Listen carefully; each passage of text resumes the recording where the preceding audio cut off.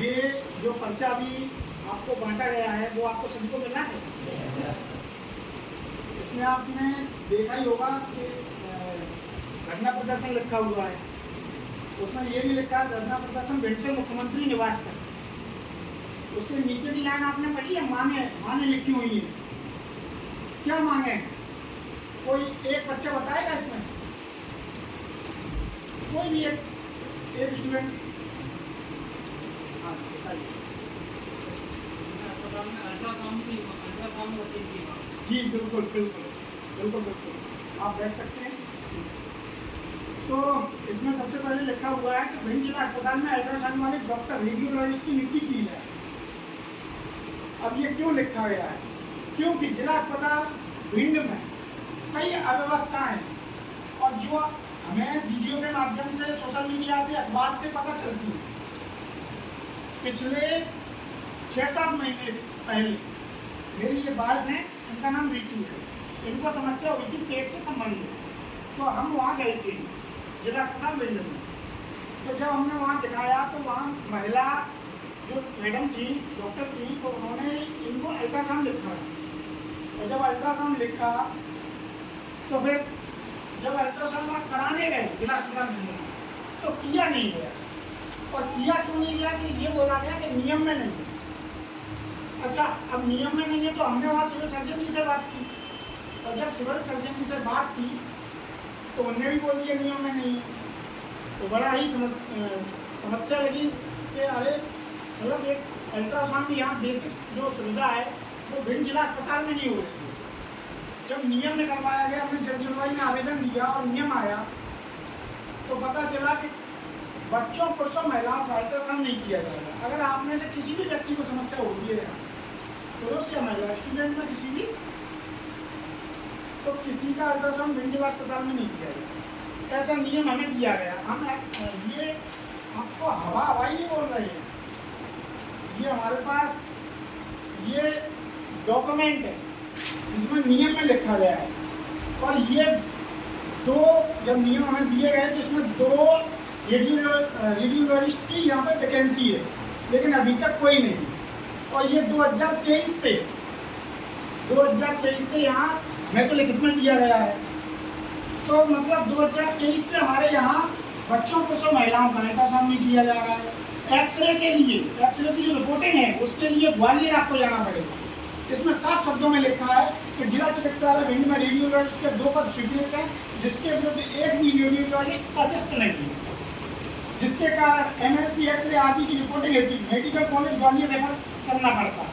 तो आप देखिए कि भिंड में पूरा सिस्टम है, पूरा शासन है, प्रशासन में एसपी, कलेक्टर, एसडीएम और नीचे के सभी पद हैं। और यहाँ पर विधायक, सांसद, मंत्री, प्रभारी मंत्री सभी लोग हैं। लेकिन हमारे जिला अस्पताल की बात देखिए, अपन किसी गांव और तहसील और ग्रामीण की बात नहीं कर रहे, ये जिले के अस्पताल की बात कर रहे हैं। और जिले के अस्पताल में 20 से 25 लाख लोग निवास करते हैं। अगर हमें किसी को भी समस्या होती है, 2023 से तो हम बता रहे हैं, तो हमें ग्वालियर भेजा जाता है। मतलब हमारे साथ कितना भेदभाव किया जा रहा है, आप देख लीजिए। जिस कारण से हम पिछले 6-7 महीने से संघर्ष कर रहे हैं, परेशान हो रहे हैं। और इस पर्चे में एक फोटो आपको दिख रहा होगा, ये 8 जनवरी 2026 का है। बहुत ज़्यादा सर्दी थी, डीएम, कलेक्टर साहब के बाहर हम धरने पर बैठे थे। मैं, मेरी बात, और ये मेरी बच्ची है जो अभी भाई साहब की है, देखो हाथ में वो अपनी स्लीपर भी लिए है, सैंडल, तो उसको अभी कुछ पता भी नहीं है। तो हम तीनों लोग बैठे थे। तो रात में हमें एसडीएम साहब ने वहाँ से हटा दिया और लेटर भी, पत्र भी गया है सुबह, लेकिन अभी तक यहाँ पर रेडियोलॉजिस्ट की नियुक्ति नहीं हुई। दूसरा, एक्सरे रिपोर्टिंग के लिए हमें ग्वालियर जाना पड़ेगा। तीसरा, अभी आपने वीडियो देखा होगा, कुछ दिनों पहले का है, तो एक पोस्टमार्टम के लिए, मतलब पोस्टमार्टम नहीं किया जा रहा था एक व्यक्ति का, जिसके लिए वहाँ कुछ लोगों ने धरना प्रदर्शन किया है। और ये बोला गया कि वहाँ लाइट नहीं है। अच्छा, एक बात बताइए, जिला अस्पताल में अगर अवस्था है, लाइट नहीं है, तो उसमें हम लोगों की जिम्मेदारी है कि या जिला प्रशासन की जिम्मेदारी है, हॉस्पिटल की जिम्मेदारी है? हॉस्पिटल की जिम्मेदारी है कि नहीं? उनको समय पर तनख्वाह दी जा रही है, वेतन दिए जा रहे हैं, उनका अगर एक दिन का भी वेतन रुकता है, एक महीने का भी वेतन रुकता है, तो उनका पूरा एक संगठन तुरंत ही धरने पर बैठ जाएंगे, आंदोलन करने लगेंगे अपने वेतन के लिए।